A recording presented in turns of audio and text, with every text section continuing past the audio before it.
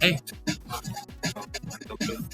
I'm enrolled in your 494 class, but I have a time conflict with my own graduate. 494. Yeah.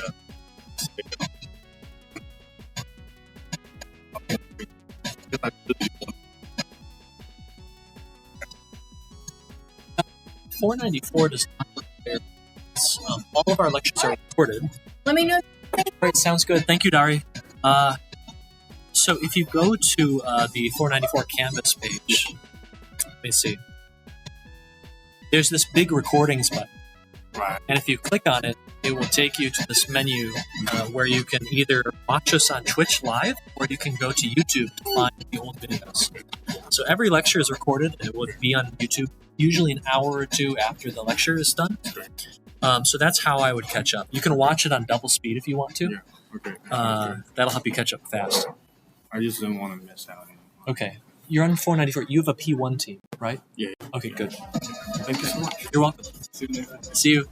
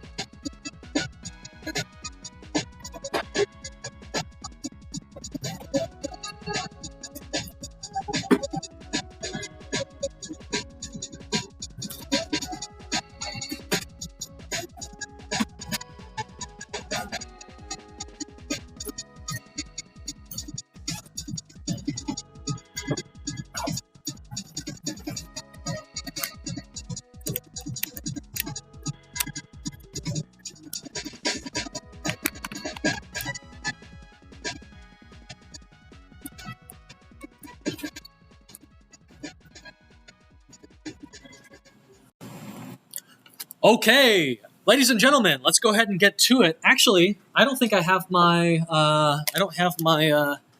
thing going yet, so I'm not quite as loud. Let's do that real quick. Who has started on tutorial 1 tutorial VR, tutorial AR? Okay, how many of you have not started? Okay, don't be embarrassed. Okay, hey, you're definitely still in it. Okay, don't panic yet. I would definitely start panicking by tomorrow, though, okay? Today, and especially if you're going to go use the office hours tonight from 6 to 8, would be a fantastic time to start because these assignments really are, they're not super difficult, they're not super deep, but you've got a lot to do, okay? And you're going to explore Unity and Unreal in quite a few different ways this week, all right?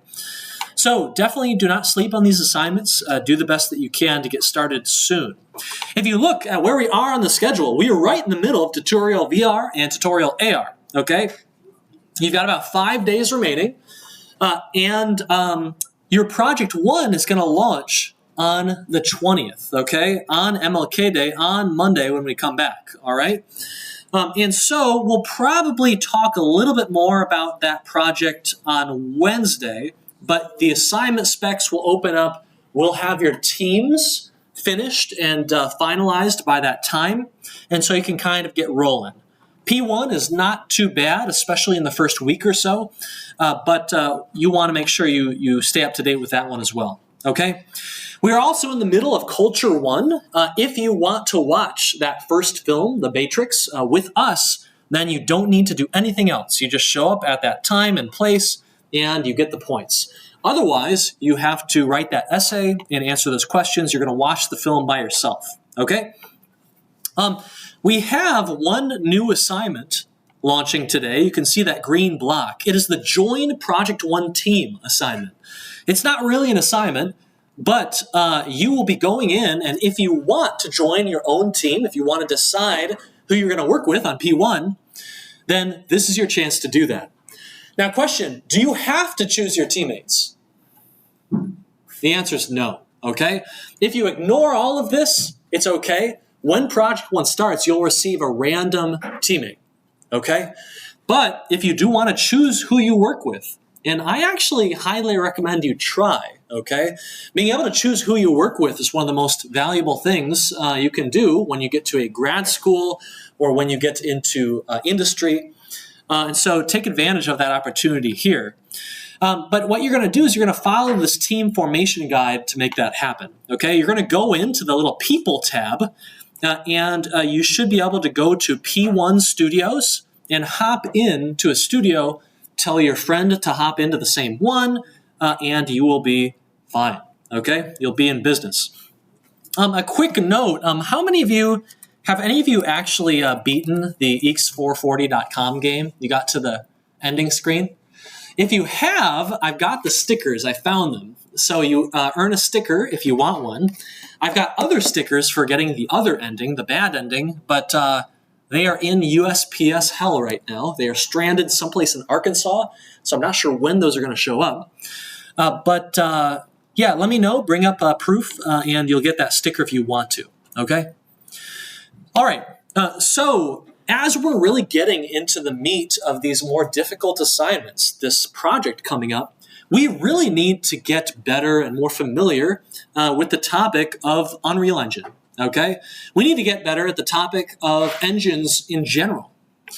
And so that's going to be our main mission today. We're going to talk about engines in a more abstract way, okay? Engines, there are 1,000 of them out there. And if you don't believe me, you should just take the game engine architecture course.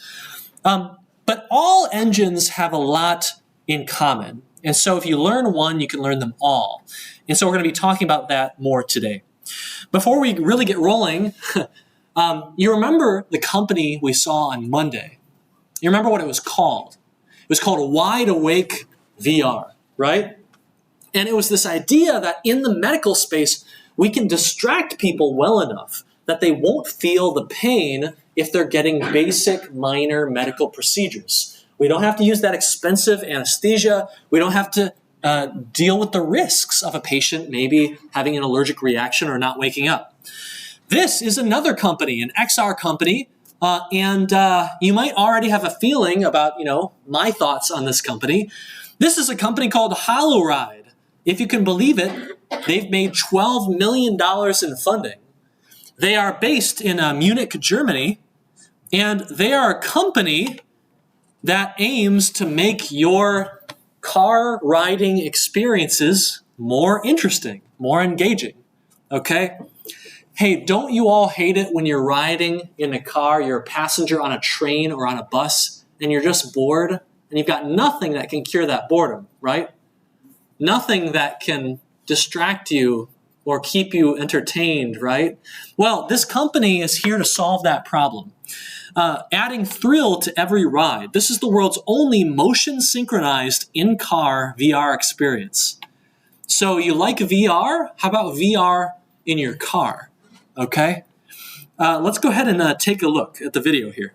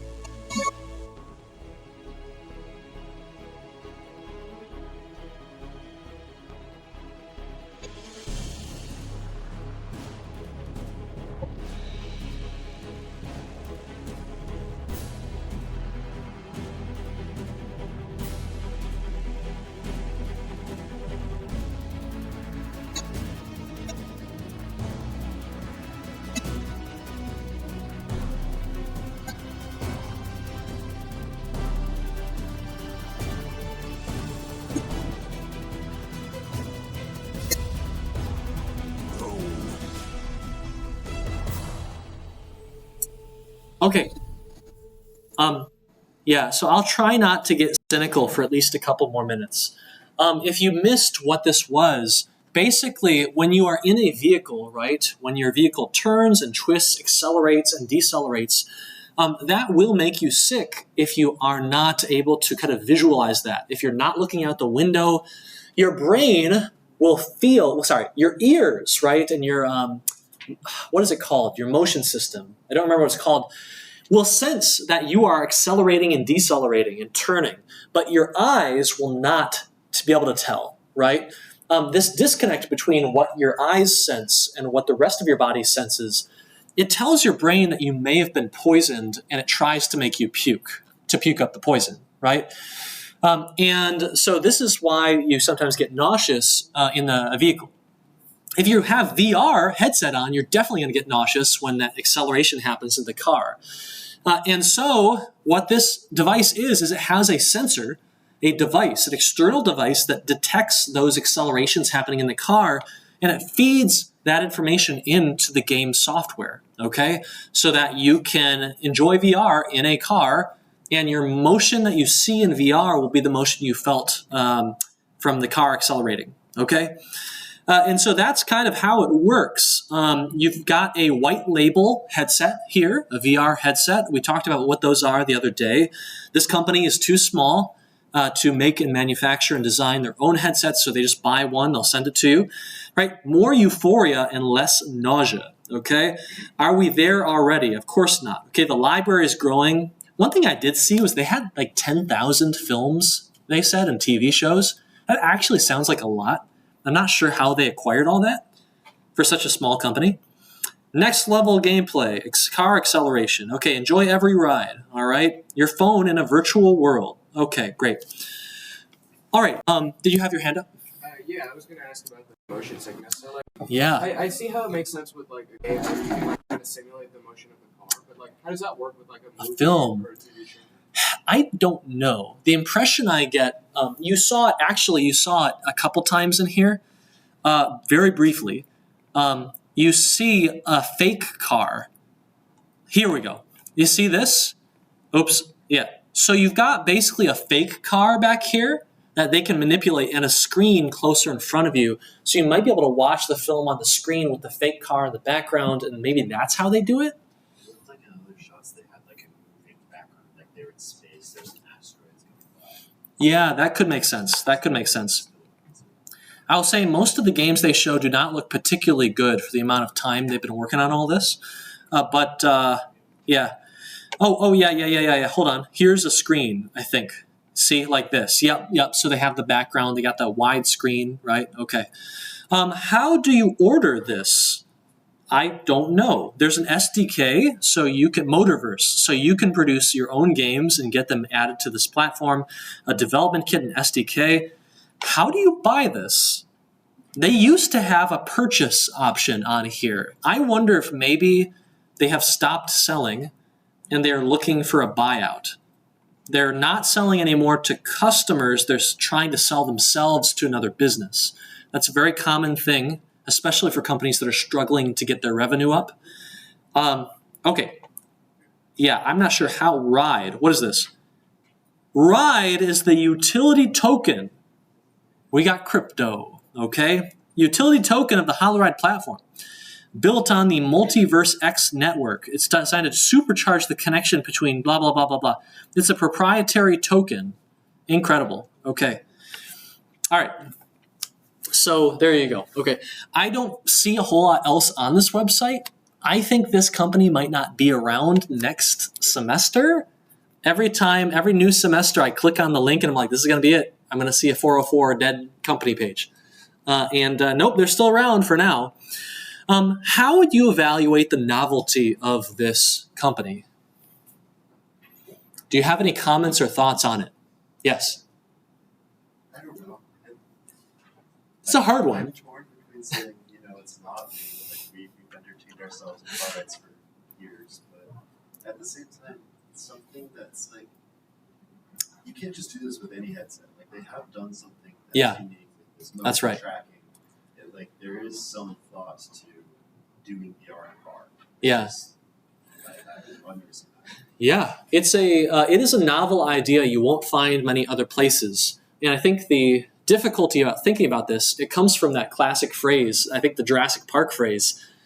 We wondered, so much if we could, we didn't stop to think if we should, right? Because when you get to the next part, social impact, what do you think the social impact of this is, right? This is kind of recreational. It's trying to defeat boredom, help time pass, okay? That's a little bit 494-ish, but, you know. But, you know, can you think of anything else that already accomplishes this pretty darn well, right? Okay, you are browsing Reddit, you are browsing whatever, reading the news, texting your friends, playing your own mobile games, okay? And so what is this for exactly? Not quite sure. Financial sustainability. I found no information besides a seemingly kind of desperate play at a crypto release. I don't see anything on how you actually get one of these or buy it or use it. So I'm guessing that they're looking for an acquisition and they've stopped selling to customers. If I recall in the past, basically they would send you a headset for a certain amount of money, and then you would have to pay a subscription fee like $20 a month to use it, okay? Kind of expensive, not super great. And then XR emphasis. Is this the kind of problem that only XR can fix? I think the answer is an obvious no, right? So I really, really love this startup. I love that they tried this. I love how awful this idea seems to be, in my opinion. It's gloriously wonderful. I love showing this second so I can show you what kind of a maybe not so good idea is, but hey, at least they tried it. We'll forever know that this probably was not a good idea. Yes? I feel like another reason why it wouldn't really work is like if you're sitting in a car with a bunch of other people and they all have like VR headsets on, it's very like disconnecting. Yeah. Yeah, it's like maybe you're with your family, your siblings, or maybe you're with a friend, and you're like, hey, sorry, I'm about to go play, my cool VR headset. See you later. See you at the end of the ride. It's kind of a jerk thing to do. Back when I was a kid, we had our portable game players, and that was a bit isolating, but you could play multiplayer, and we often did, right? The little cool link cable. So this is, I think, a bit of a, this team would not score so great in EECS 440, okay? As you get ever closer, we're not so close now, but as we inch our way toward the end of the semester, toward Project 3, you're going to want to start thinking about, hey, can we find some sort of interesting problem that XR could provide a reasonable solution to, okay? And maybe that can become your P3, okay? Okay, so goodbye, HoloRide. I will see you in 6 months, hopefully. Augmented reality is one of the topics of this course, one of the major topics. It is also a fantastic environment for pranksters, okay? Which, so long as you are not hurting anyone, is a wonderful thing. So I want to show you this. Pepsi, of all companies, their marketing team, I guess, they created an AR display in a bus stop, but they didn't tell anyone it was AR. It looks like it's just a glass window, like you typically find at a bus stop. It's actually a digital display with cameras on the outside.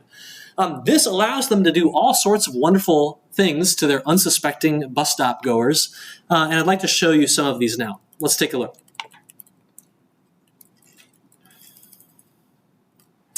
Okay, so we have a meteor coming down, okay, and you can see the reactions from most of these visitors are kind of genuine, okay? It's like, what on earth? Okay. And some of them look incredibly real. There's one with a tiger coming up. There's a killer robot coming up. There's someone on the balloons. My goodness, that looks fantastic.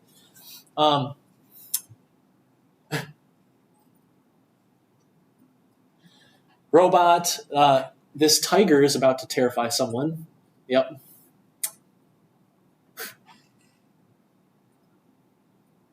So pretty cool stuff. And I will tell you that I've got some much more evil pranks that you can do with AR that I'm going to show you in a week or two, okay? Much more evil, but still not hurting anyone.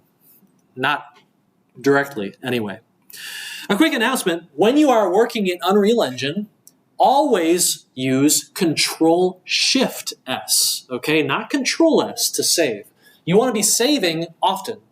Well, if you just do Control-S, you're doing the kind of weak save active thing operation, which means if you're looking at something and you do Control S, it'll save that, but it won't save any of the other changes that you've made in other tabs or other windows. It's a little bit wild that that's the default. But always do Control-Shift-S, which is basically save everything that you can, okay? And that will save you a lot of time and pain if you have to restart or if Unreal crashes, okay? Exploration VR was due earlier on Monday. Exploration AR is due just a few moments ago. You do have a 24-hour period to turn stuff in late, so keep that in mind. And then just a reminder that P1 team registration is due Monday. You don't have to have a teammate, chosen, but if you do have a friend in the course, then get in there with them and lock that team in as soon as you can, okay? Some tips. Keep an eye on Piazza. People ask questions as they get stuck on things, as glitches and errors come up, and there's a very good chance an error that you run into, someone else will also have seen, and there's an okay chance they've gotten past it, okay? So as you work on tutorial VR and tutorial AR, these are longer assignments. More things can go wrong with your personal mobile device, for instance. Keep an eye on Piazza, and remember that chain of help.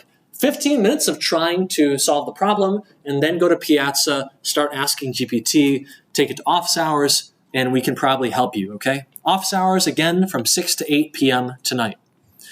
All right, so our main mission today is to figure out what these game engines are all about, okay? You're going to be working a lot in game engines this semester. And this is really, really good news. These are really powerful tools. In fact, if you think about it, these tools have to somehow help you play God. Okay, you are creating not a word processor or a calculator program. You're creating a new reality. Okay, visuals, sound, okay, but also logic, mechanics, rules. Okay, so let's talk about that topic. Let's talk about what it takes to create a new reality. Have you ever heard this phrase, form follows function? I think we got the Wikipedia article. Yeah. It's a very common kind of industrial design phrase and a principle. What does it mean? Do any of you have a notion of what it means when someone says this? The form an object takes is dependent upon its function. What is it supposed to do? Okay? The idea here is that first you think about what do I need to accomplish? And then the design falls into place. You can run into trouble if you go the opposite direction. You just kind of create something that is cool, and then you try and figure out something to do with it, right? That's called, have you ever heard this phrase? You've got a solution looking for a problem, right? A lot of startups die because they go that route. No, you want to have a problem you're trying to solve, and then the solution will become clear. So form always follows function. And I'd like to prove it to you. If you think about the objective, okay, the function of a chair, okay, we want to build a chair, or we want to build anything, really. What would you need to build a chair? Now, assume you've got the wood, you've got some nails. What would you need to build a chair with nothing else around you? Yeah. What's that? Just a block. A block, something hard maybe, right? Something hard that you can use to drive the nails and the pieces of wood together, right? You've got nails to connect things, okay? You've got wood to connect together. What do we do here? What kind of tool do we need to make this work? Well, I want to join them, so I need something hard, right? But if you try and put this together with a rock, that might not end so well for you. It might work, right? But it's not very precise. It's also kind of dangerous, okay? You might try using a rock for a little bit, and then you're going to say, I really wish I had something better than this.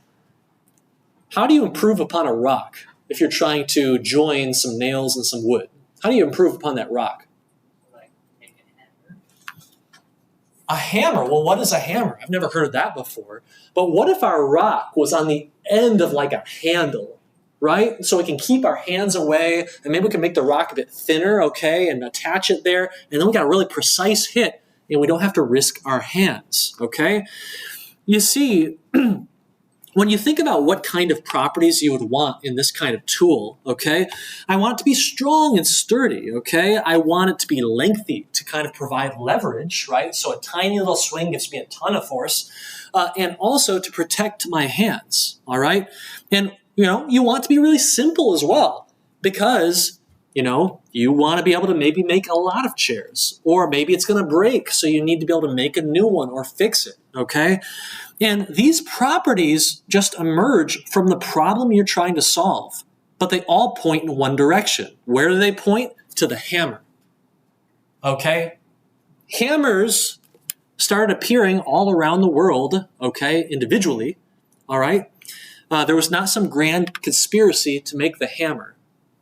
People wanted to join things together, and so the hammer, or things like the hammer, started popping up everywhere around the entire planet without communication. Okay? Because form follows function. If you have a particular objective, you will eventually arrive at a particular form to address that objective. Okay? One fun example. I think airplanes are super cool. Ask me more about that later. Have you ever seen an image of like a fighter airplane, like a military style fighter plane? And you look at it and, you're looking at all these different planes. You don't realize that all these planes are made by different countries. They all kind of sort of look the same.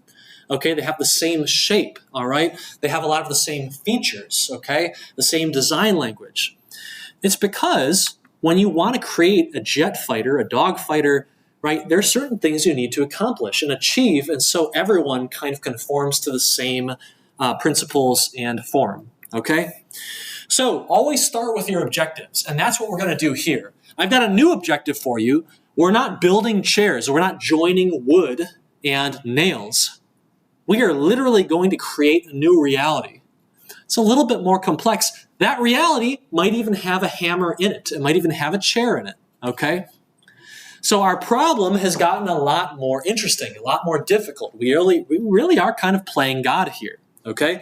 We want to create new realities, okay, with people, characters, objects, right, interactions, okay, computers, as you see in the corner, vehicles, enemies, okay, armor, roller coasters, water. We want to create these new realities, and so a hammer really isn't the right tool for that job. We need a better tool to create realities. And if we want to create that tool, we have to figure out what is a reality made of, okay? And these tools, these game engines, are the tools that are going to let us do this, okay? They've got everything we need to create, semi-realistic but ultimately fake realities, okay? Things like Unity, Unreal, Godot, Scratch, okay? How many of you have used Scratch? Okay, how many of you have used Godot? Okay, not too many of you. It's a great one. It's open source Unity, all right? Unity and Unreal we're all using, and we're going to get better at them, significantly better as the semester goes on. So this is our lecture today, okay? Reality construction via game engines. We're going to talk about some basic elements that all game engines have. We're going to talk about UI and kind of help you figure out how to navigate these engines. We're going to talk about the nature of scripting, okay, and how that helps kind of speed you up and how that looks like in different engines, okay? As it turns out, representing logic is really, really difficult, okay? You can't just encode that in a model or draw a picture to get the logic working, okay? Unity and Unreal will be our targets, and our motivation is that you are getting heavily into both engines very soon. Unreal will be your first target, and on next Wednesday, we're actually going to build some things together, okay, in lecture. We're going to get you started on that P1 project. But we need a tool for creating realities. So what on earth are realities actually made of, okay? If you look at this reality right here, a lecture hall, what makes this lecture hall what it is? If you go into the science, right, made of atoms and elements and photons so you can see it, okay? We don't care to go that deep, all right? That is a bit too deep. You can try, but it won't get you very far. And so we can look to simplified environments, okay? Game devs have been dealing with this kind of thing for a long time. We can approximate reality, Okay, and in fact, many of our current AI algorithms are being trained on video games because they are approximations, they are stepping stones to our full actual reality that we exist in. Okay, so you can begin to describe this reality by starting with your senses, your perceptions. Smell. Does a particular space have a certain smell? Have you ever noticed the smell in any of your lecture halls? Any of them? It's like, I feel like when I look at this and I look at that old-timey chalkboard, I feel like I might smell some chalk, okay? If you go on the U of M subreddit, everyone's dunking on the EECS students. They're saying our labs smell low hygiene, okay? I've never gotten that sense, but that's the meme, right? So smell is a pretty important part of making you feel like you're in a place. If you go to the mall, you'll smell all sorts of things. Every shop has a different, nice, usually very pleasant smell. But there are other things as well. Touch, right? So the ground right here is this nice carpet, okay? It's kind of nice. It absorbs a lot of sound. The desk in front of you, okay? Kind of industrial, kind of smooth, all right? So objects have a certain feel to them, okay? If you feel the wall, it's going to feel very, very different, kind of bumpy, kind of sandy than the whiteboard that you draw on, okay? Very smooth, all right? Clearly a drawing surface. Okay, so a sense of touch, all right? What about taste? Have you ever tasted a space? Hopefully, not so much, at least in a lecture hall, okay? But you go to a restaurant, you can taste it. You can sometimes taste it in the air as a beautiful dish passes by you in the waiter's hands, right?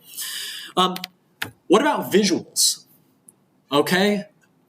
Now we're really talking, all right? You could get rid of all the other senses. And if you did, things wouldn't feel quite right, but you could still tell easily that you are in a lecture hall. Why? You can see a blackboard. Blackboards appear in lecture halls, okay? Where else would they show up? You can see a podium, a clock, a ton of other seats, and they're all directed toward that podium and the blackboard, okay? This is clearly meant for learning and a presentation, okay? One really cool thing about visuals and objects is that unlike these other ones, I've got a question for you. Is there a file format for smells? No? Okay, because for images, we got PNG, we got JPEG, we got GIF, we've got all sorts of stuff. We got 3D models, FBXs, blend files, GLTFs. But for smells and tastes, we don't have a whole lot. It turns out we have no idea how to deal with these three things. Touch, taste, and smell, we just can't do them through a computer. Well, actually, hold on.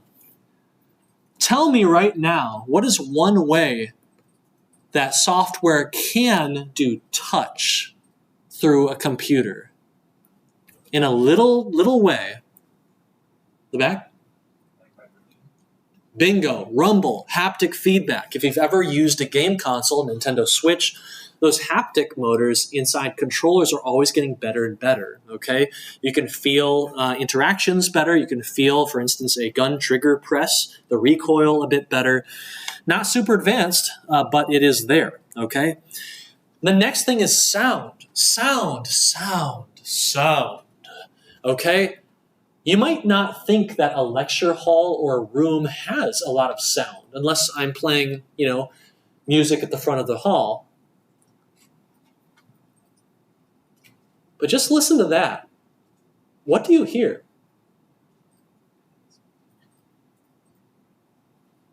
Clicks. I hear clicks. Do you hear clicks? Background? Keyboards, very faint, but they're there. You can tell. What else do you hear? Fans. Yeah, HVAC, right? Circulation, okay? Getting the air circulated, okay? Making sure everyone's going to be healthy in these rooms, okay? Do you hear anything else? Chairs manipulating, people walking around a little bit, okay? If you're in a lecture hall, you probably hear someone speaking, okay? if you take away sound, you don't lose everything, but you do lose something, okay? And it's a bit intangible, but it really immerses you if you've got it, all right? Fortunately, the two most important things for making you feel like you're in a space, okay, smell's kind of important maybe, sounds and visuals are well represented by computers today, okay? We can deal with both of these two major senses, and that's usually enough to immerse people in an okay fashion, all right? So yeah, the good news, we can also manipulate these files. We can draw new aesthetics, okay? We can model new characters and objects. For audio, we can go into a DAW. We can go into Fruity Loops or Ableton, and we can actually make music. We can make and edit voices and dialogue, Audacity. We can make sound effects. It's great, okay? I actually want to show this to you right here, okay? Real quick. Here's our lecture hall, okay? If you look at this right here, all right, you can kind of tell this is a lecture hall, right? But it doesn't feel like an actual lecture hall. You might say that the art style doesn't feel very realistic, but you'd also probably say it doesn't sound like a lecture hall, okay? So let me help you out. Listen to this.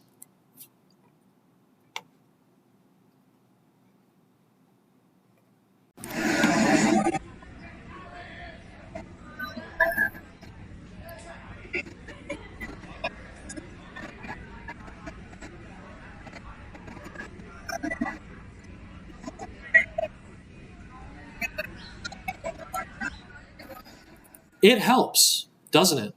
In fact, you get the impression that like, oh, you're the last one in the lecture hall, and just beyond those open doors, there's a big crowd of people walking around, going to the next class, right? But there's another thing missing, isn't there? What's missing here? If this were to really feel like a lecture hall, we need something more. We've got the visuals, we've got the sound, but there's something here we just don't got, right? What are we missing? Like perspective and direction. Okay, all right, some perspective, some direction, the ability to look around, right? Control your space, yes. People, right? People, right? It's a lecture hall. Where are all the people? Okay, this is a lecture hall, so you gotta have people, but if you can't have people, well, what about that clock? You see that clock right there? I'm looking at that clock, and I happen to notice it isn't moving, okay? If it were, it might feel a little bit more real, a bit more alive, okay? The reality is coming together.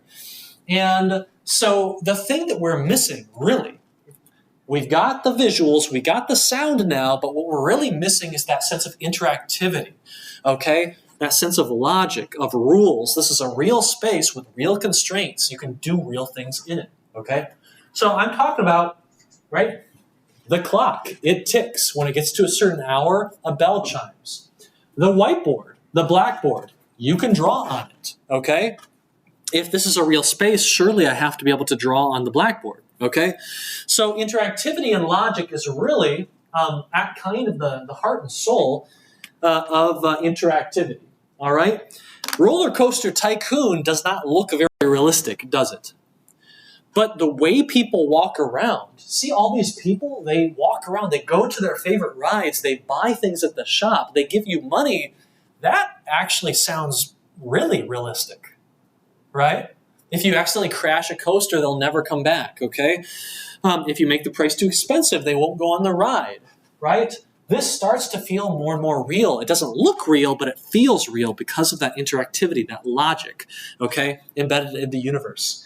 Job Simulator, if you ever play this game, it doesn't look that real. The art style is very cartoony, it's very goofy, but it is so interactive. Everything in this game you can touch, you can poke, okay? It does things. You can even play Flappy Bird on the little computer here. And as you learn and discover more of these secrets, the world starts to feel more and more real. You can ignore the art style. Okay, so interactivity really is the heart and soul of interesting digital real feeling worlds, even if things look a bit different or sound a bit different. That's why when you go to do this project one, you're going to be implementing so many of these nice little interactivity things. You're going to be flicking the light switch. And when you get that working, I promise you, you're going to feel like, oh, it's starting to feel weirdly legit. Okay? It's just such a tiny little thing, right?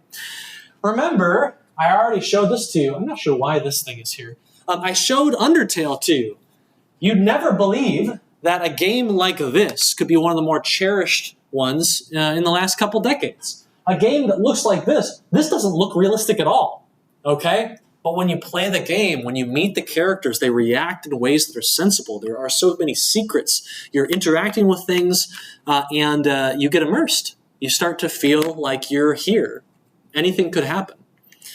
So anyway, fake realities, right? Super Mario Brothers is our little example here.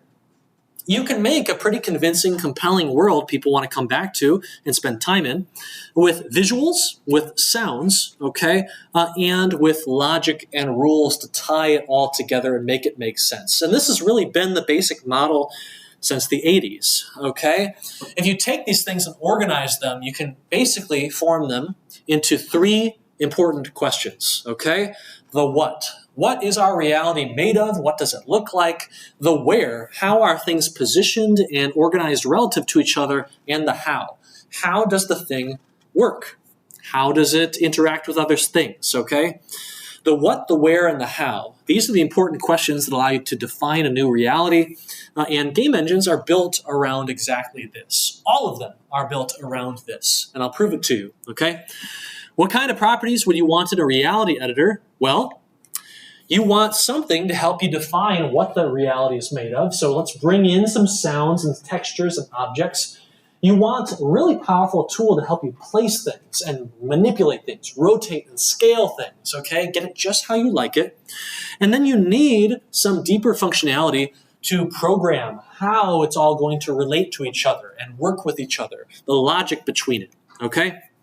For instance, coins are collected when you touch them. Enemies are KO'd when you touch, or enemies KO you when you touch them, okay? So a quick question, what do the following have in common? Here is the Unity game editor, okay? Game engine editor, you've already seen this, okay? Here's the Unreal editor, all right? You've already seen this.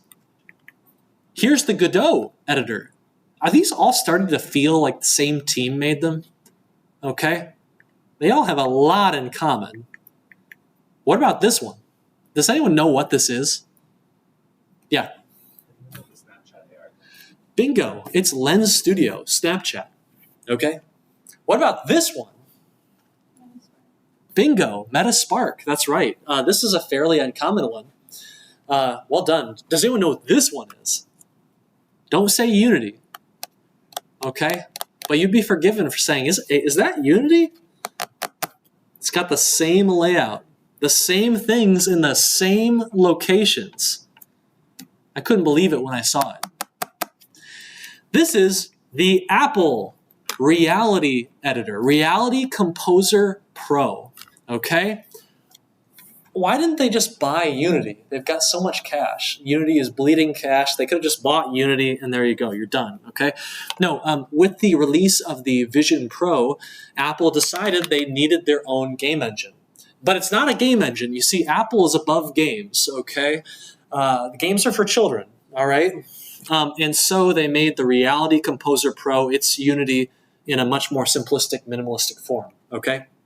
So when you say, what do they have in common? Okay, every one of these engines made by different teams in different parts of the world even, okay, have so many commonalities, it's ridiculous, all right? These engines are all trying to help you solve the problems of what, where, and how, okay? If you look at the bottom of your Unity editor, you'll find the project pane. As you can see, this is a good place to just put stuff, all right? Organize your project. This is a big folder on your file system. Okay, same with Unreal. Okay, a grass texture is in my reality. It's on my cube, so I got to have it in here. Maybe I want to play some ambient music, so I'll bring and drag my little WAV file in here. Okay, I can create a prefab, a reusable blueprint, basically, so I can spawn a lot of grass cubes and edit them all at once. Okay, This is where you define what your reality is going to be comprised of, okay? Now, you need a way to manipulate these things, to order them, okay, to decide where you want all these objects to be, how you want to rotate them, and all that good stuff.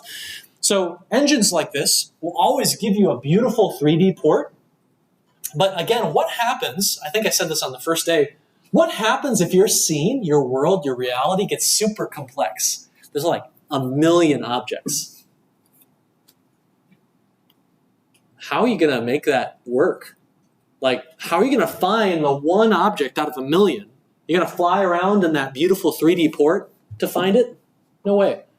What are you going to do? You need a way to search for it. You need a little library, an index, or as I call it, a list representation of what is in your scene, okay? These things are always together, okay? You're not going to find them separate. It's just two different ways of thinking about that question of where. Where do I want things, okay? On the right, and for whatever reason, it's always over here on the east side of the screen, the UI, you have your inspector, your details pane, okay? Something that allows you to look into the guts of your object and figure out how it's going to work, all right? In this case, with Unity, we can see a bunch of components, okay? One component, transform, it holds your position, rotation, scale data.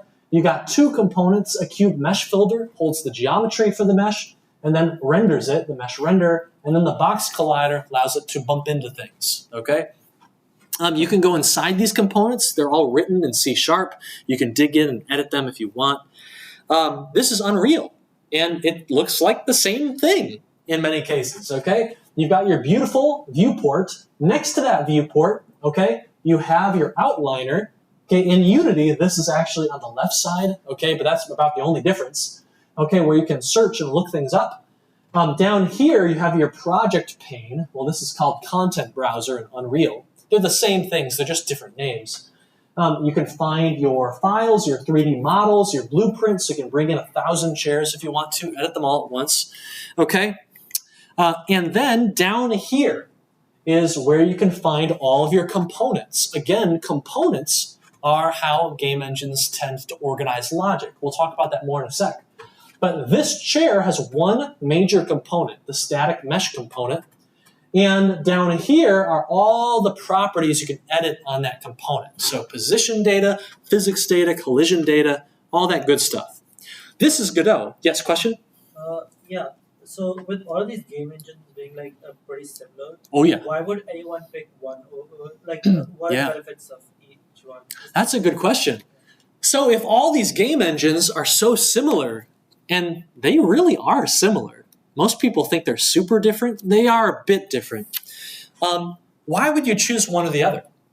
Well, let me ask you that question, okay? I want you to look into this viewport, okay? You got a chair, a table, a nice floor, okay? And compare this to this cube.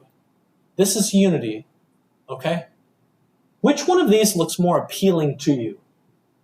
What do your eyes like more? How many of you like this one more? Okay, any retro fans might like it more. Okay, cool cube, it's a bit lo-fi. How many like the chairs more? Yeah, okay, Unreal Engine is famous for being very high fidelity, very high performance. If you want to make a rich, beautiful AAA video game, or even a medium-sized game today, or a VR app, this is a great choice, okay? Unreal is heavy, it is industrial, you can do anything with it. You can film The Mandalorian with it, and it's going to look incredible. The lighting algorithms they use and the setup they have are fantastic. Basically, if you want to study graphics today, you probably don't go into academia. You know where you go? You go to Epic Games in North Carolina. They are introducing really interesting new rendering and lighting technology fairly often in a way that not even academia can really keep up with.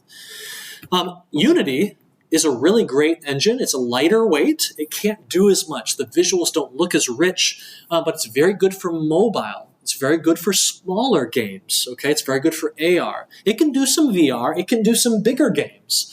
Just like Unreal can do smaller things as well. But these engines, they can all do it all, but they often have a different flavor and they're good at certain things, okay? If you want to make a mobile game with Unreal Engine, you can do it. You're not going to like it, okay? It's not going to be a good experience. It's probably going to be a bad time. It might have bad performance on mobile. You're going to want to go with Unity, okay? If you're making a really big experience, AAA experience, you've got like $20 million in your budget, you want to go with Unreal probably, okay? Unity could do it. You're going to run into some problems. There's going to be more friction, okay? If you really want open source, because you're worried that Epic Games, the makers of Unreal or Unity, will take away the engine, or they will force a huge licensing fee on you, okay? You go with Godot. This is MIT licensed. It is open source. No one can do anything to you once you have cloned that project, all right? So these engines all are so similar, but they all have their own strengths and weaknesses. And that's exactly the topic that we go through in depth in the Game Engine Architecture Upper Level CS course. So anyway, right, with Godot, it's the same thing. We got this beautiful viewport. Down here, they do something unique. They actually have their project pane, their resources pane, kind of in the corner. It's always on the bottom. But here in Godot, it's in the corner, which is kind of weird, okay?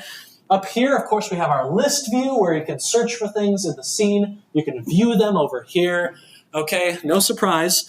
And then the how is answered, again, it's always over here on the right somewhere, okay? You click on an object, you can look into its guts, you can look into the logic that powers the object, and it's a good time. MIT Scratch, okay, has the same darn thing. You've got your viewport. You don't really have a list view, a search view, because MIT Scratch is so simple, they don't expect you to have a million objects in the scene. But down here, right, they have their project pane, okay? The where is answered up here, and then the how gets a lot of attention. This is where you're programming with those drag and drop blocks, okay? It kind of makes sense that the how, the most difficult portion of making one of these interactive apps, is given the most attention in a beginner-level program like Scratch, okay? They want to make sure newbies and young children have as much space to figure this out as they can. MIT Scratch can do some crazy stuff, like Wild. I have no idea how they made this, but I don't really want to think about implementing like graphics algorithms in this coding style. That sounds like a I don't know, an adventure in pain to me. Anyway, the similarities don't end there, okay? There are other things that all engines have as well, right? All engines are going to have these rapid iterative play controls as well. They tend to let you pause an experience so you can analyze it, look at things that are off, and really take your time. They also tend to have this output and error view, okay? Now, sometimes the output messages are really hard to read and kind of hard to make sense of. If you go to Unity, it's up there at the top and down here. Same darn thing in Unreal, okay? It's almost unbelievable, like they're copying each other's homework or something, okay? Play is right up there in Unreal Engine, and down here it's the output log. You click on it, you see a bunch of output, any messages you've written. In Godot, it's the top right corner instead of top left, which Unreal had, and down here, again, it's always on the bottom, you have that output view, okay? So the situation is this. You've got a shared objective here, a shared problem, thus you will have shared solutions, okay? Right? This is Unreal's default interface. Take a good look at it because I'm going to take Unity and make it look like Unreal. You see? That is Unreal Engine's UI, and I just remade it in Unity, okay? That's it. The outliner is in the top right corner. Down here is the inspector. I just drag the hierarchy over, and now we have Unreal Engine. Okay? Meanwhile, this is what Unity looks like most of the time. The list view is over here on the left. In the details or inspector pane, the how is over here on the right. I'm going to take Unreal, and I'm going to turn it into Unity. Okay? We're going to grab that content pane, pull it up. We're going to anchor it, and then I'm just going to drag the outliner over. And boom, we now have Unity, okay? The hierarchy, the outliner's on the left, the inspector, the details pane is on the right, and we got the doc, the content explorer, the project pane on the bottom, okay? So it's really just outrageous, actually. It's almost embarrassingly similar. But this is exactly what you should expect, okay? At a more abstract level, because game engines have a similar purpose, they will, over time, have a similar form, okay? You're going to find this everywhere. Because fighter airplanes have a similar objective, over time, everyone's fighter airplanes are going to start to look kind of similar, okay? Have you ever noticed how, imagine, you want a big vehicle and it needs to be able to haul things and it needs to be able to deal with those big, sometimes nasty North American roads. What kind of vehicle would you design? Okay, let's go look at a pickup truck, okay? A lot of trucks you find around here tend to look about like this. And you might say, well, one of these is a Toyota, one of these is a Ford, one's a General Motors truck, okay? And they're all made by different teams, but they have the same purpose, so they tend to take on the same form. And then one day, a new kind of truck shows up, okay?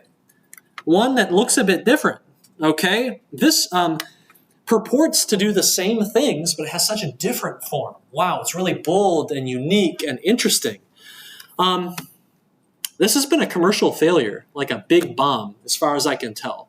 And I don't know a whole lot about the truck, but I know when the Cybertruck came out, there were a lot of people testing it with like, I want to take my bike to the park. And they open up the back, and the back actually isn't big enough to put your bike in. Okay, you have to disassemble your bike to fit it in, right? So I guess, it's not, the form isn't working, right, for a lot of the typical things you want. So this is all to say there's a reason that if you want a big truck capable of hauling things, that they all kind of converged on the same sort of design. When a new design comes out, that's really, really cool, and it's very brave. It didn't seem to work very well, okay? And you might have expected that. There's a reason no one is jumping out and creating crazy new vehicles. You have to wonder if there isn't a more optimal design for a pickup truck out there, but I don't think that's it. Anyway, all right.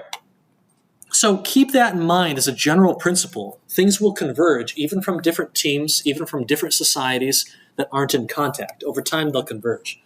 So this semester, you are not learning Unity. You're not learning Unreal. What you are learning is game engines in general, okay? And we have to do that because we need to use different engines for different things. The good news is that they're all very similar and we can do it, okay?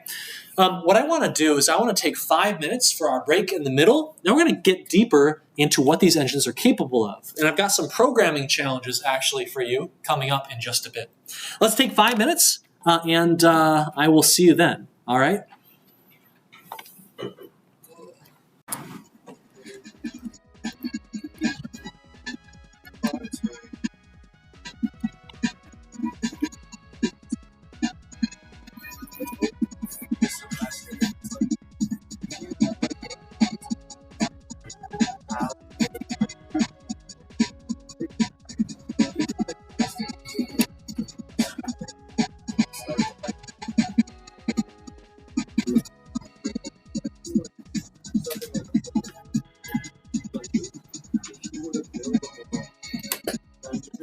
Hey, what's up? You can make people uncomfortable by just supporting our education. First year, otherwise.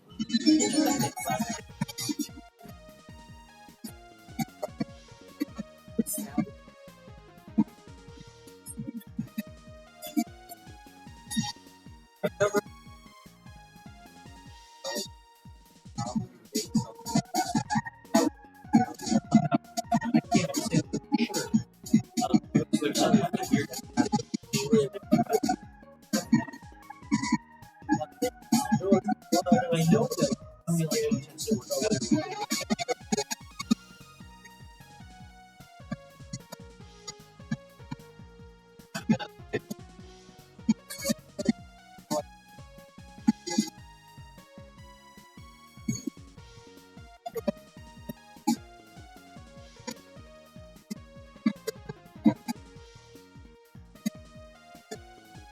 Like that.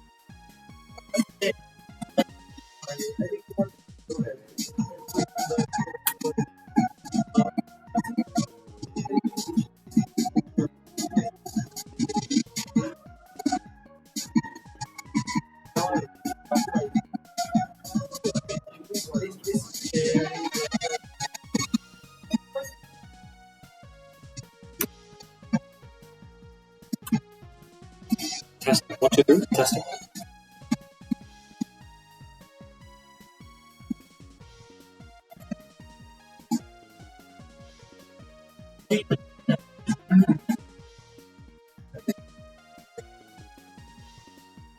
What's that?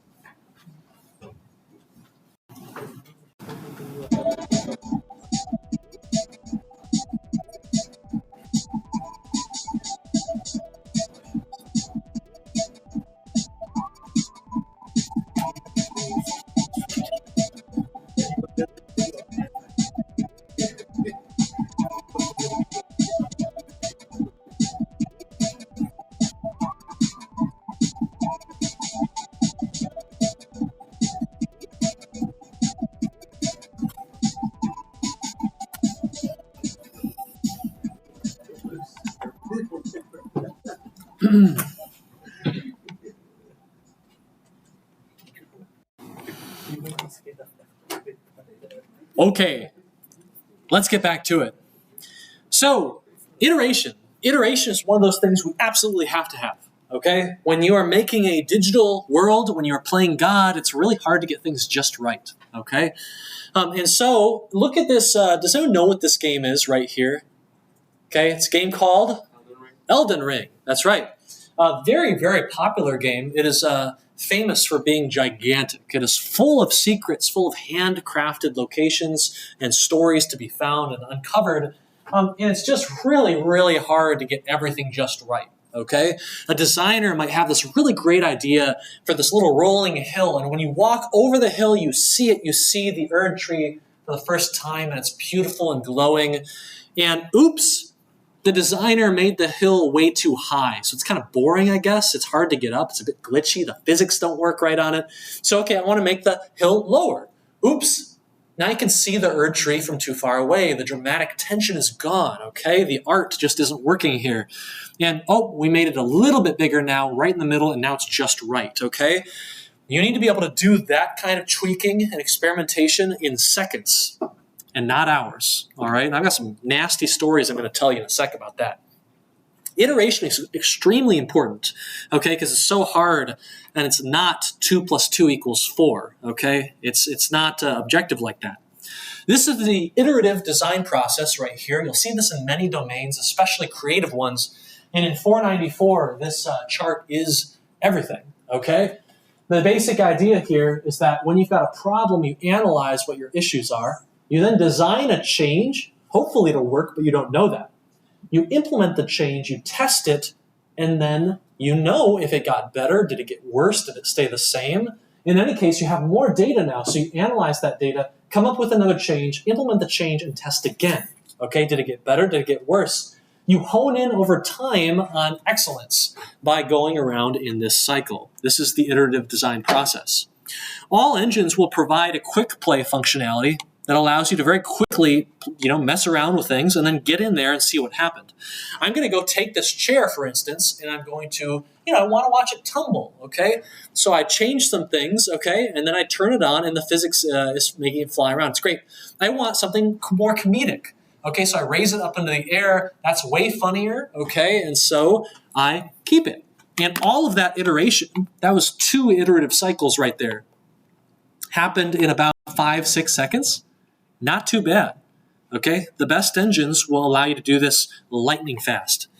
And this is part of why every engine has this lovely play button right up here, okay? So you can just quickly get into and experiment with your world, your digital reality.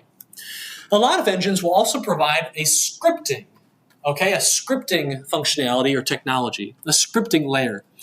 In the game engine architecture course, this is formally discussed as a host language, usually C++, that is hosting a guest language sitting on top of it. That's usually something like Lua or C# in Unity or Blueprints in Unreal, okay? This scripting functionality is really important, okay? A quick story.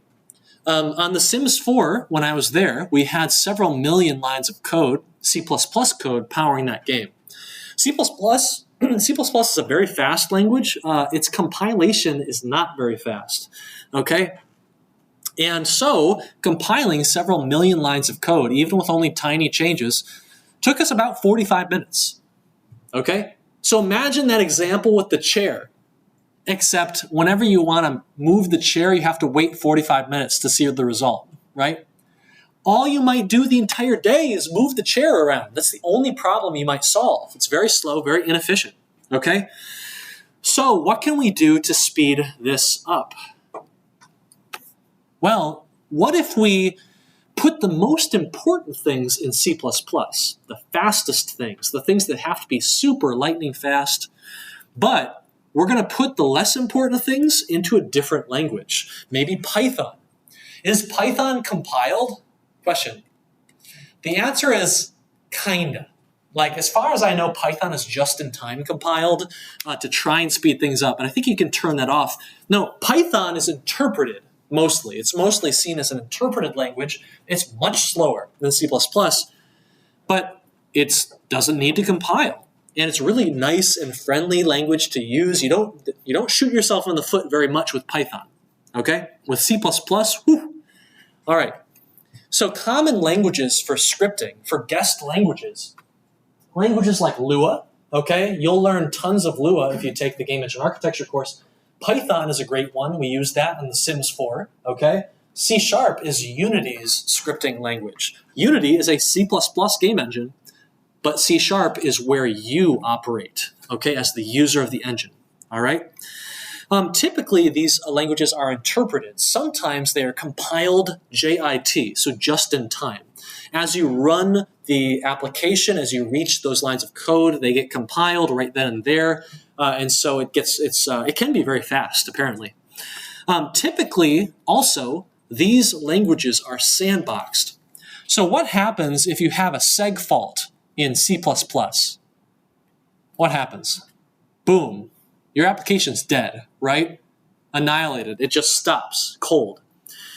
If you make an error in Unity or Unreal, and you probably already have, what happens? It keeps running, doesn't it? It keeps running, which is nice, you know. And what happens? You get an error message in your console. Sometimes it shows up on your screen, usually at the bottom of your Unity editor or your Unreal editor. And it tells you what went wrong, what line of code went wrong, what blueprint went wrong, okay? So the idea here is that when someone makes a small coding error, maybe it will wreck a feature, but the rest of the project is still running, so let's not let this ruin everything, okay? C++, no, it's all or nothing. That thing has an error and you're crashing, unless you're using a ton of try-catch blocks and stuff like that. You don't want to do that. So let's talk a little bit about that scripting, because scripting is really important. It's why we can make things fast, okay? Scripting is how we represent logic. If you remember toward the beginning, if we want to create a convincing reality, it's visuals, it is sound, audio, and it is also logic. Visuals, PNGs, GIFs, JPEGs, great. Audio, WAV files, MPEG files, right? MP3 files, great. OGGs. How do you represent logic? That's a bit trickier, right? So this is how we do it. C# files, Lua files, okay? Blueprints. Here is a C# script, and here is a blueprint script, okay? These do the same thing. They are the same. They look a bit different, don't they? Okay? What do they do? There's a lot of things here you don't quite know yet, maybe, but what do you think they do?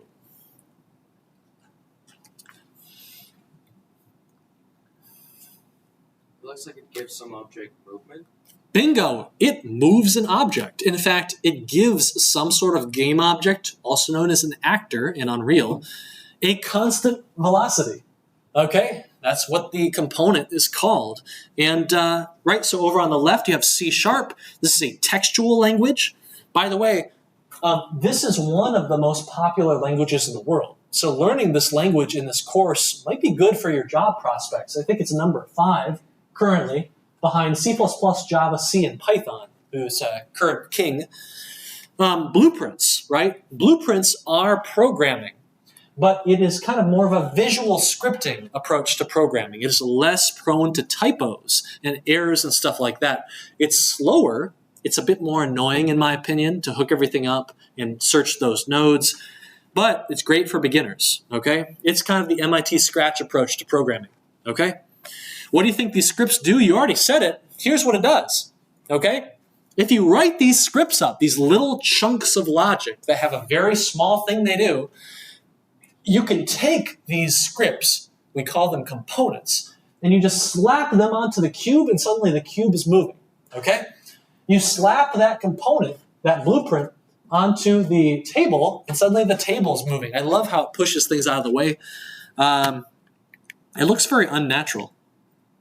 You know, as Unreal's graphics get better and better, it looks more like something impossible. It gets uncanny. If you saw this happen in real life, you would probably freak out, okay? Someone's playing a joke on me, right? Where are the strings attached, okay? In my brain sees this happen and freaks out just a little bit. My brain sees this happen, it's like, oh, it's a game, okay? Of course something's gonna move, it's a game, right? Over here, it's like, that's a table, a real table moving like that. That shouldn't be possible. Anyway, that's a quick tangent, okay?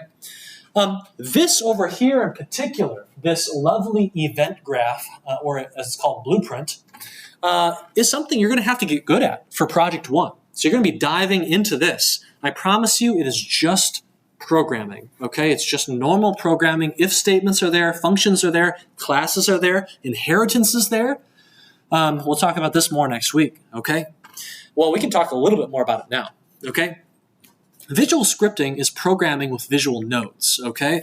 All of these nodes that you see, it's not going to look like it, but what they are actually under the hood is they are function calls.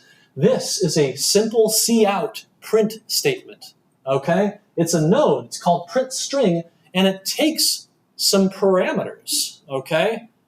Let me see here. It takes some parameters, it takes a string, okay? And it simply prints whatever you send in to the screen, okay? How do you get these nodes? Well, you don't type them up. What you do is you right-click, and then you search for their name. So I guess you do type it, but you cannot typo this, okay? As soon as you find a node with the right name that you want, you click on it, and it just gives you that node. There's no way to mess this up. One of the hard things here is maybe you're searching for the wrong name, or you've forgotten the name of a node that you want. And that's the hardest thing in Unreal, in my opinion, because I'm always forgetting the names of these functions. Some of them have weird names. You know remember how we moved and launched and shot the, what was it? Was it garlic? We shot the garlic. You'd think there would be a set velocity node. No, it is set physics linear velocity. And you'd better have those other ones in there or you're not going to find it, okay? Very strange. Anyway, these over here are called events. In reality, they are lifecycle functions, as we would call them in the game engine architecture course.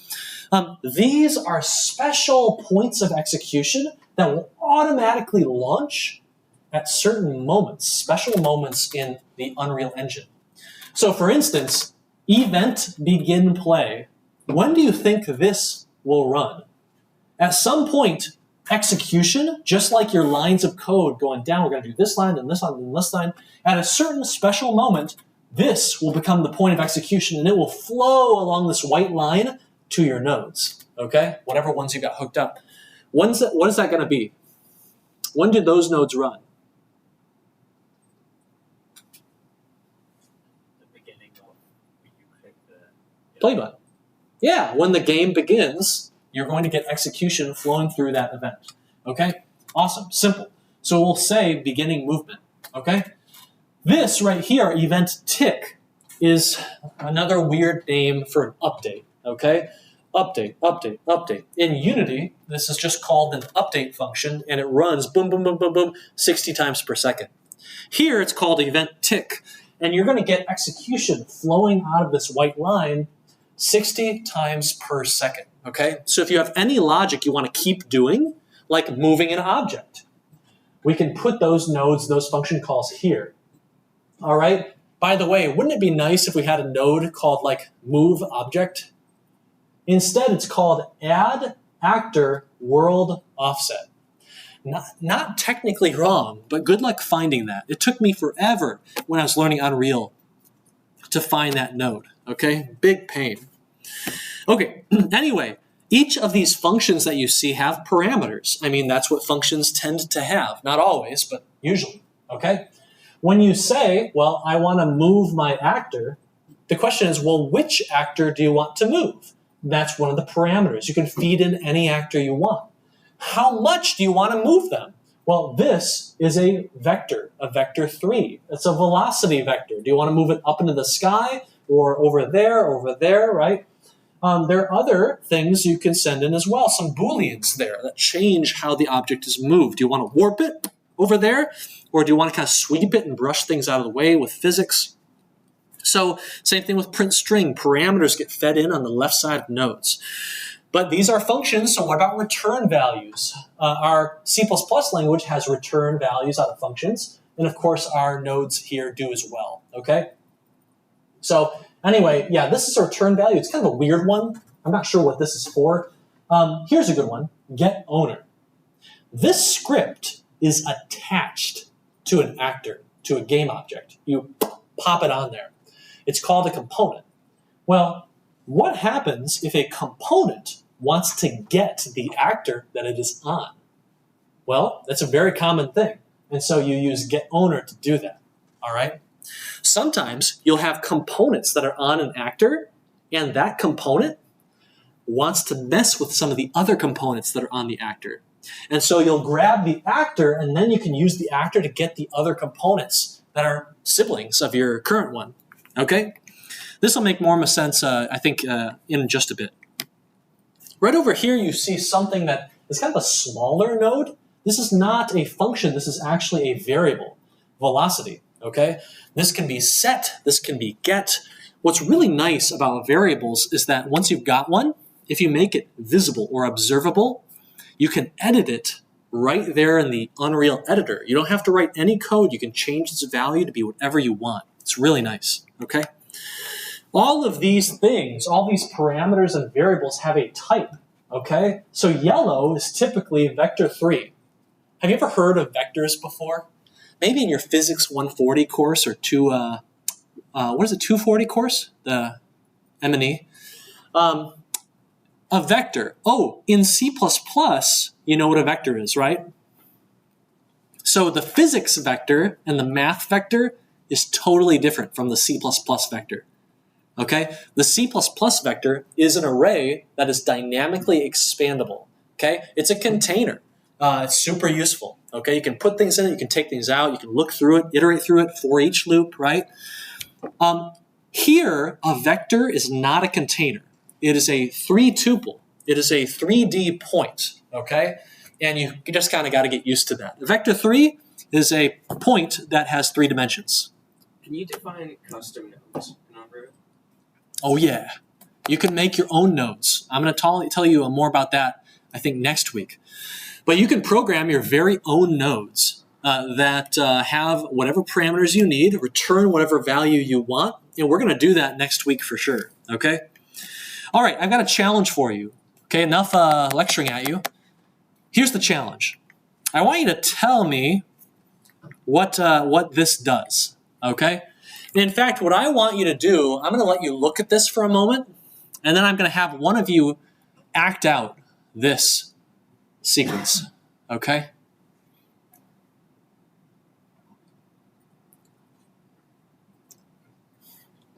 Okay, who would like to, who's our theater major in here? Who would like to act out this, this code? Not too hard, not too hard. So I click play and our game begins, okay? And then suddenly on the screen, something happens, okay? It's just going to say go, wait 2 seconds, and then blue. Yes, that's right. So go, blue, right? And that is what's happening. You follow the point of execution, this white line, from the event into each node, okay? If a node is not on this white line, it doesn't happen, all right? So we print go right away. We then wait for 2 seconds. We delay, okay? And then we go through and we print blue, okay? Let me say one thing real quick. On your project 1, you probably don't want to use this delay node. It's kind of evil, especially if you put it into begin play, it's fine. But if you put it into event tick, weird things start to happen with the delay node, okay? Anyway, keep that in mind. Delay node is a bit evil. I think I've got it in your hints on Project 1 to remind you of this fact. Anyway, you can link nodes to achieve whatever sequence of control flow that you want, okay? I've got another challenge for you. What does this one do? Oh, and by the way, is stinky is equal to true.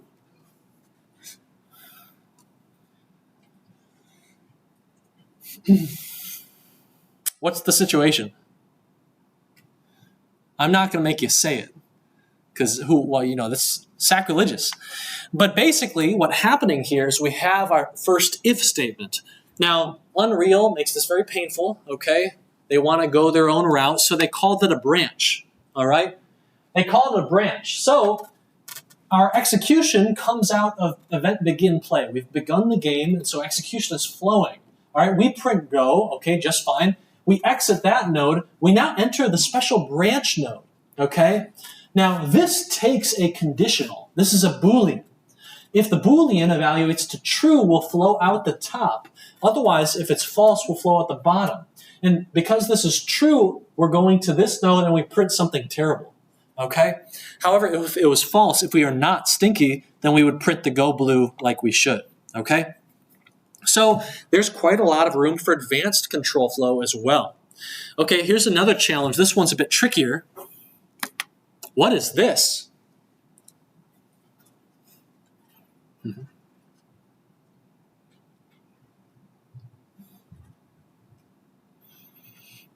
Would anyone like to act it out? This is a bit hairy, isn't it? We're not doing anything too crazy here, but it uses so much space, and you have to really scan your eyes over the whole thing. I'll give you a hint. Often, it actually makes sense not to put your eyes here. First, what you can do is you can kind of go to the end and kind of work your way backward, okay? So what is happening here? We have a node called make array. Okay, we're creating a new array. An array of what? Well, we're creating an array of strings, okay? Make literal string, go blue. It creates the string, it puts it into that first element in the array. Go blue, go you goes into the second element, and me too goes into the third. This array is then the input to a for each. So we're iterating through each of these strings, and we're executing this loop body on each string, okay? And then we finish. If we wanted to do things after this loop, we could come out. There's this little execution node. We could come out and do additional things down here after we're done going through the loop, right? So what are we doing? Who wants to do it? Go for it. So for each loop, loops through each element, it prints out go blue, go you, and me2. That's right. Good job. Well done. Okay, so really advanced control flow, including for loops, including arrays. We got containers. We've got sets. We've got all sorts of good stuff, dictionaries as well as arrays, which you see here. So this is a very, right, it might look strange, but this is a very serious programming language, okay? Right here, okay, it kind of spoils it down here, but this is a little bit of code, a small amount of code in Blueprints that does what? It moves your character, a 2D character, back and forth when you use the arrow keys. That's it, okay? You get a tiny bit of functionality for all this nasty spaghetti, okay? One big issue with Blueprints and visual scripting in general is that it takes a lot of space and a lot of messiness to create even simple bits of logic, okay? Textual programming is much better for that, but of course, textual programming has typos. It has semicolon issues. It's got all that business. Things can get way worse, all right? Way, way worse. And I'll tell you, if your blueprints ever start to look like this, you're going to package these things into a function, okay? You can make it much cleaner than this, all right? But in general, if you want to do anything fancy logic-wise, you're going to have some pretty gnarly blueprints, okay? But the takeaway is this: it's just programming, okay? So, do you notice anything similar about these two functions, or these two scripts, these two components?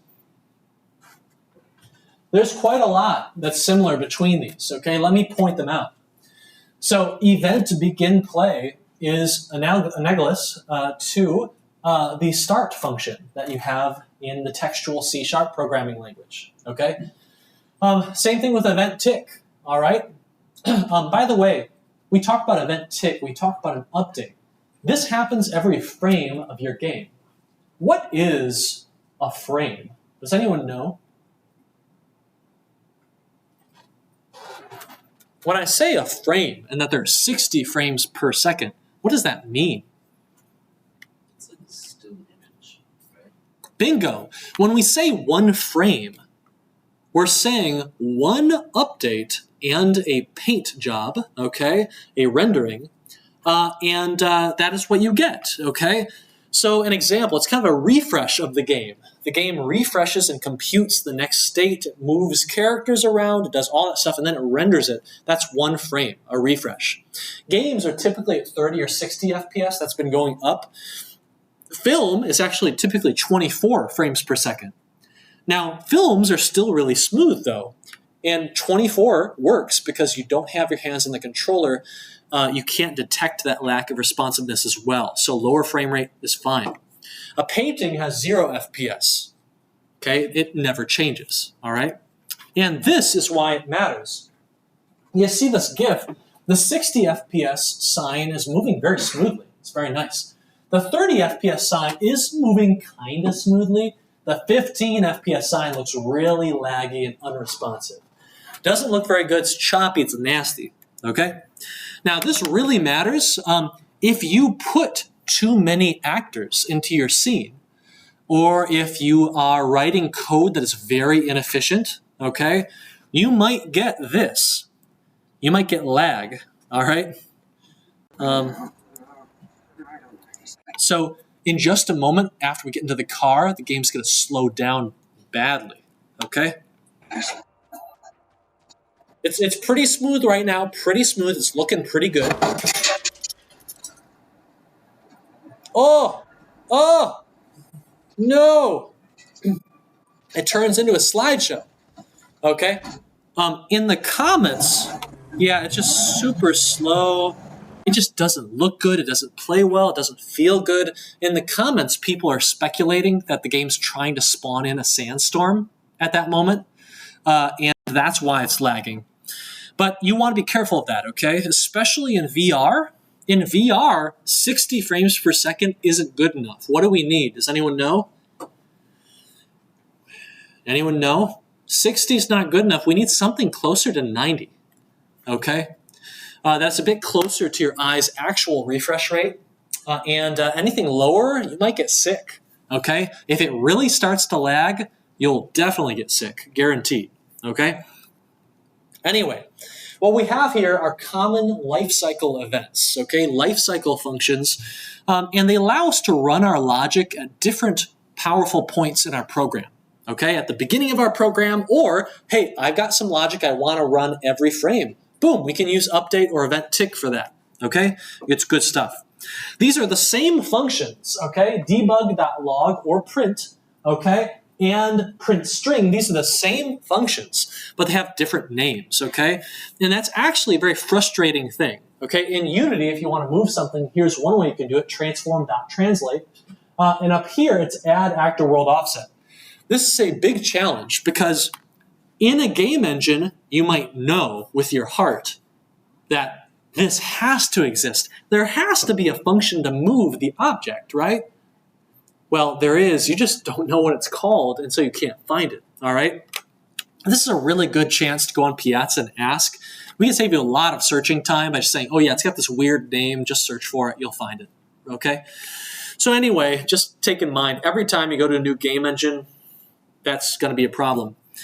Every time you go to a new human language, that can be a problem. A lot of human languages have a very similar structure in how they work. They have many similar rules. But like the word for egg is tamago in Japanese, right? And it's always different in each language. It's very annoying that you have to look it up and remember it. Anyway, it's not reusable between languages, which is a bit unfortunate, okay? So this code that makes something happen, all right, it gets packaged up. It gets packaged up into something we call a component. And we're going to talk way more about components soon. But you can see these components right here, okay? In Unreal and in Unity, you write up logic, it's in a component, and you pop that component onto whatever objects or actors you want to do the thing, okay? And so we've got our component constant velocity right here. It's a component we wrote, and we've got our component in Unreal on the table, constant velocity right there, okay? And inside of it is that logic, the blueprints in Unreal and the C# in Unity, okay? The general flow of development for you in both of these engines is going to be to, hey, I want my actor to do something. Let's make a new component. We're going to make a new component. We pop it onto the actor.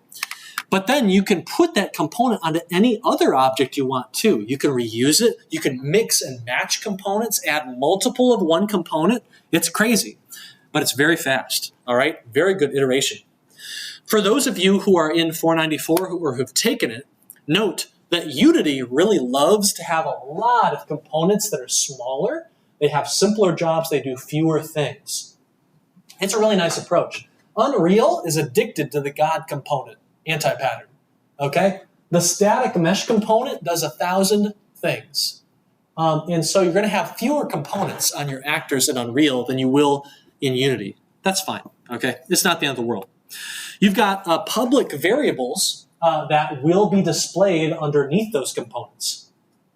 And so, for instance, you remember that velocity variable? Well, you can edit it. Here's your component, and right inside of that component is the velocity, x, y, and z, that you can edit without changing any code at all. Same exact thing over here with Unreal Engine, okay? These engines really want to make it easy for you to do things and experiment fast. And here's footage of that.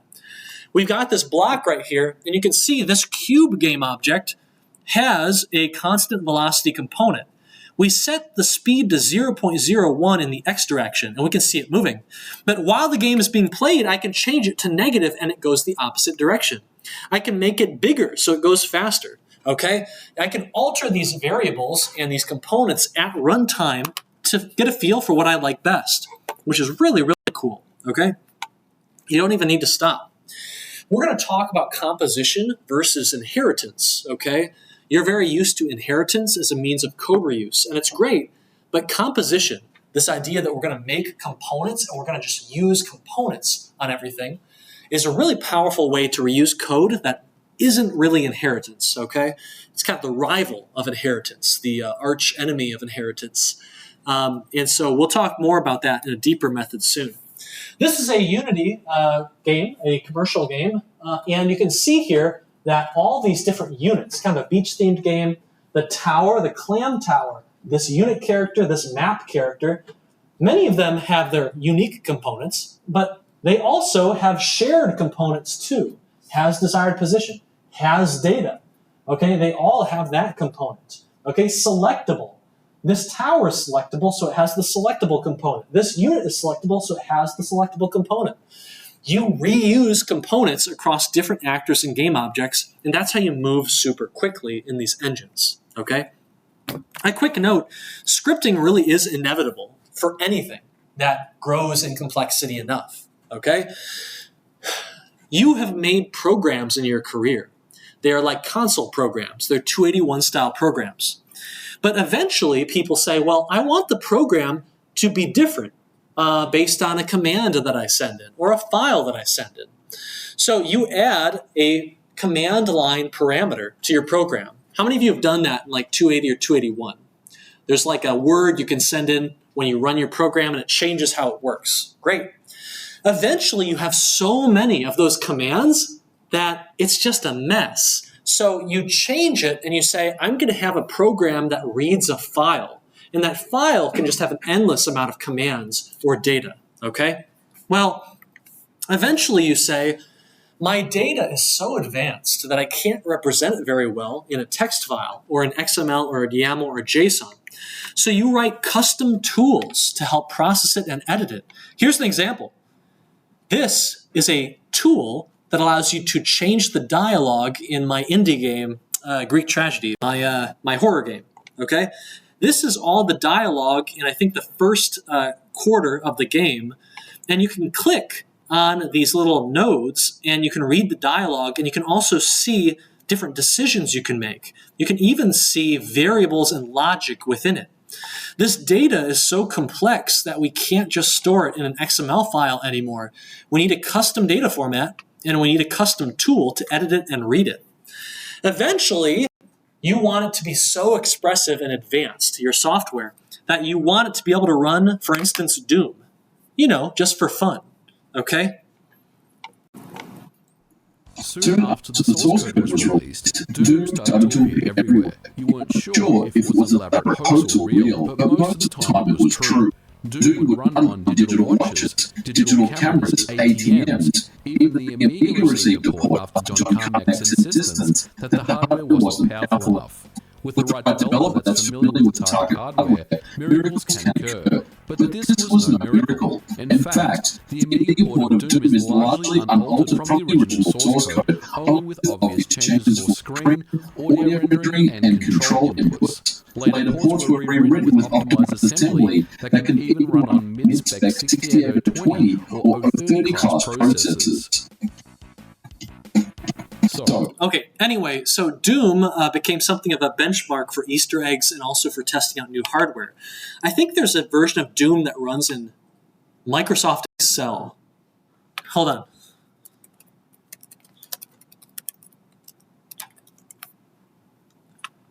Doom runs on Excel. So here's Excel. Oh my gosh. Can you see it? They're using ASCII art. Incredible. Maybe this will make it look a bit better. Yeah. So Excel, the famous spreadsheet processor, has become so advanced and expressive that you can play Doom all the way through in Excel, right? Just looking at those spreadsheet cells. So that's what I'm talking about. Eventually, every program gets so advanced that it can actually run Doom. It is NP complete. It can run arbitrary logic, and as long as you can render things, as long as you've got a way to do sound output, you can make whatever you want. So eventually, they say, well, I'm going to have a program with modding and scripting support, and at that point, you basically have a game engine. Okay.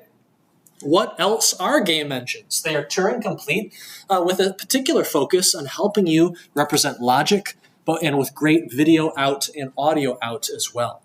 So extremely impressive programs, and everyone will end up there eventually, okay? At the end of the day, everything eventually becomes a scripting app. They eventually become an engine that you can play games in if you want to, okay? So they really are inevitable. Why Unreal and Unity, okay? Unreal is really, really good at VR.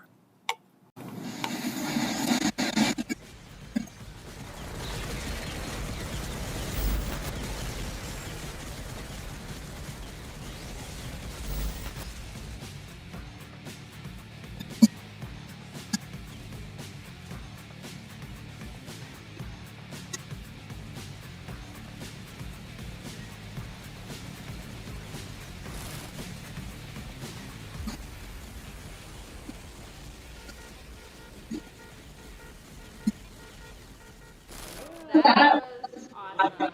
Glad you had a good time.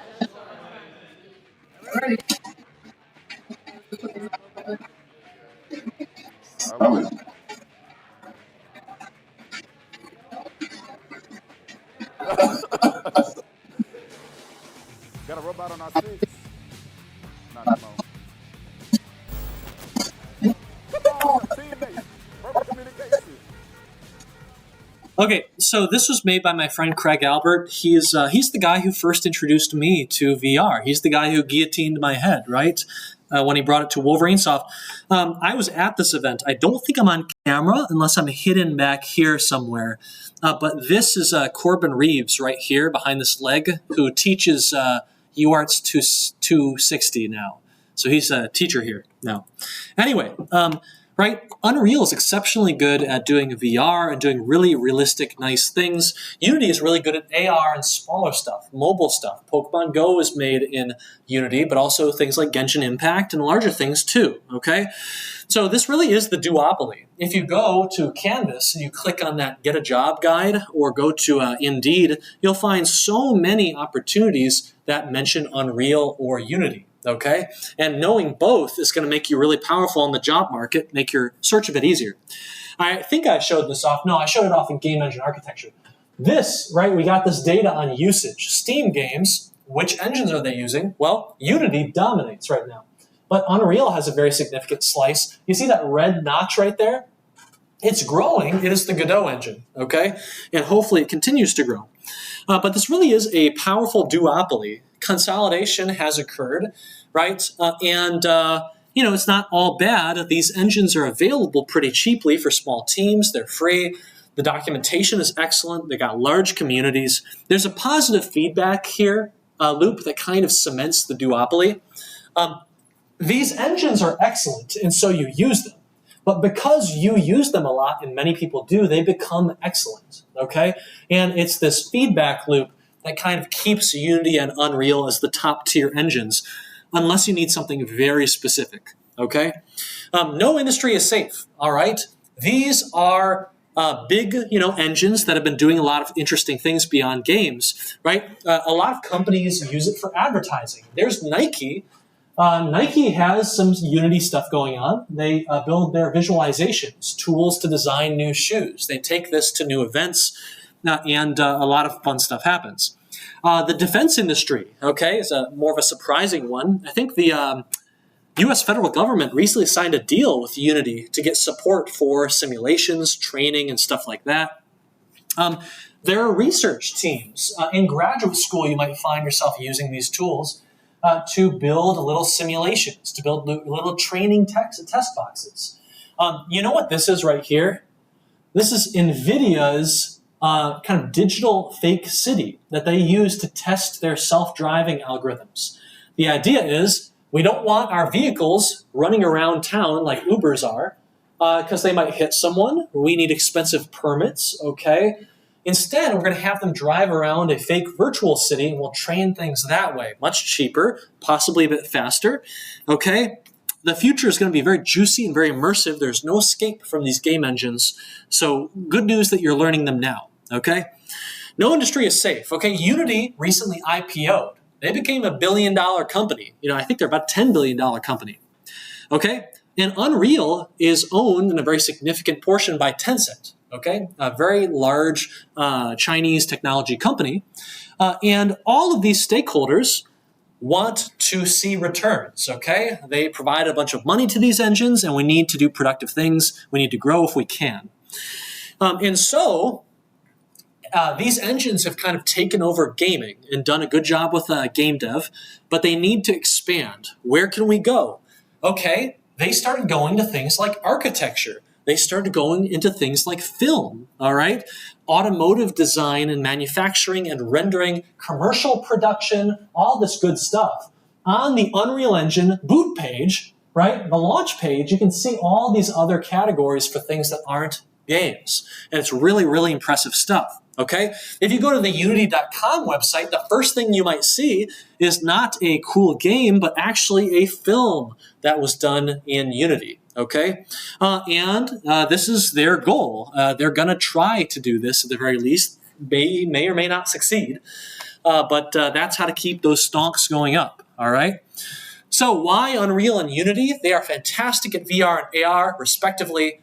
You will probably eventually have a job that interfaces with one of these two in some way, all right? Even if it's not explicitly game dev or even XR. And they're fairly similar. Okay, they're very powerful, and learning one will make the other easy. I'll tell you, After Project 1, everyone knows Unreal a little bit. They're feeling better with Unreal. They start Project 2, and Unity suddenly feels a lot better, okay? You're just kind of translating your Unreal knowledge over to Unity knowledge, and that's not as hard as learning Unity from scratch, okay? So you really are becoming fluent in not one engine, but quite a few, okay? So the summary here, we got 1 minute left. Game engines really are critical knowledge, not just for this course, but going into the future. And I'm super glad you're going to have that knowledge and experience soon. It's taking over a lot of industries. There are quite a few opportunities, even in today's job market. And all engines have kind of a similar function. They have a similar purpose to let you play God and create digital realities. Because of that, they must all have similar form over time. Okay, though of course they have their own flavors. They all promote iteration. They've got those in-editor play buttons. They've got nice scripting flows that don't blow you up if you make a mistake. Okay, and engines, when you ask what their purpose is, they answer 3 important questions. The what? Okay, what is my reality made of? The assets, the images, the sounds. Okay, where? How will I move things around, rotate things, get things to where they need to be? And then the how. How are things going to work? What logic is going to power the rules of my universe, make things purposeful, artistic, handcrafted, okay? But there's one really important question that engines cannot help you with, okay? There's one question that's missing up here. Which one is it? Yes, game engines can help you with the what, the where, and the how, but the why is something that only humans can answer, okay? And engines can't help you with this one, all right? The question of why should I place this character in this location up on the mountaintop with that cool pose, right? Or down below, helping the village out. Why should I program this feature with the minimal limited time I have versus this other feature, okay?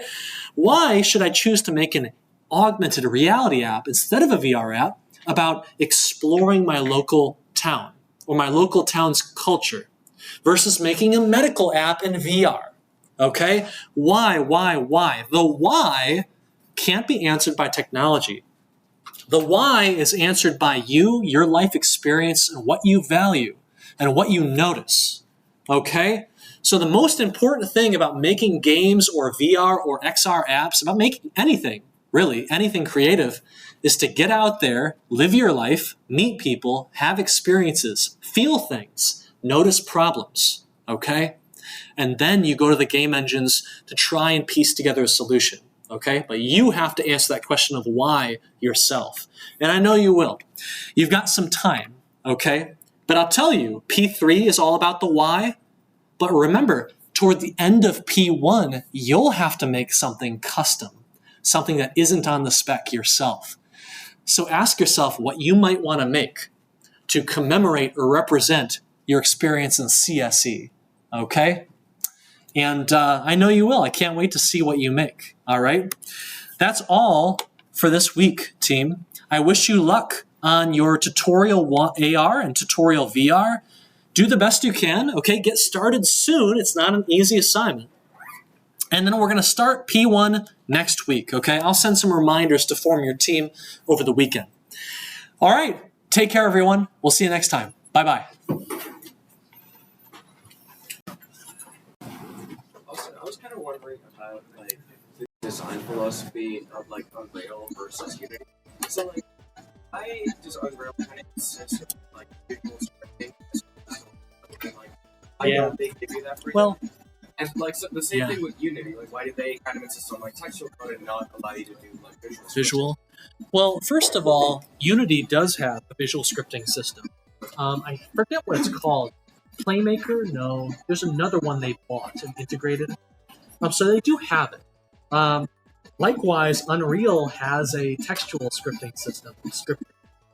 It's C++. You can write C++.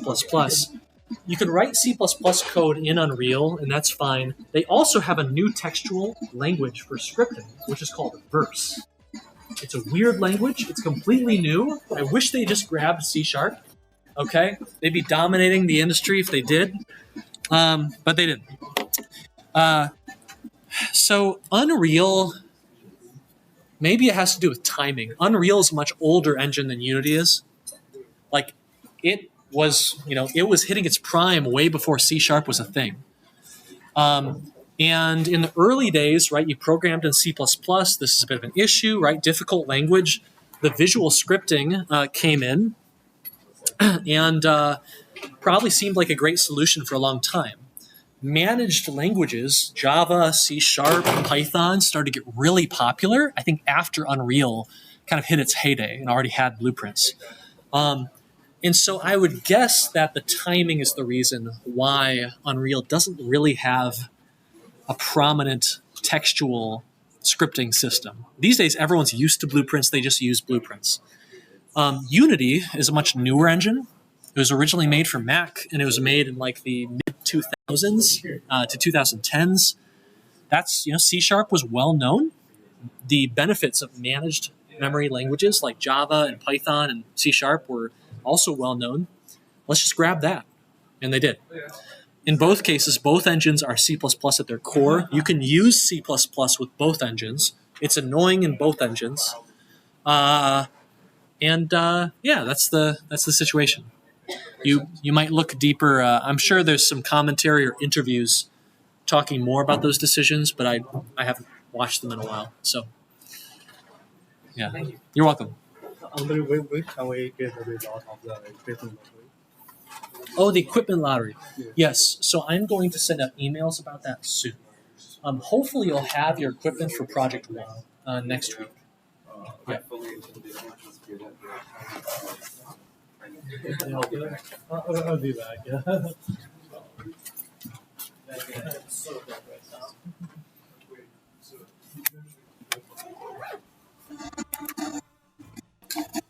Okay, take care, everyone. Bye-bye.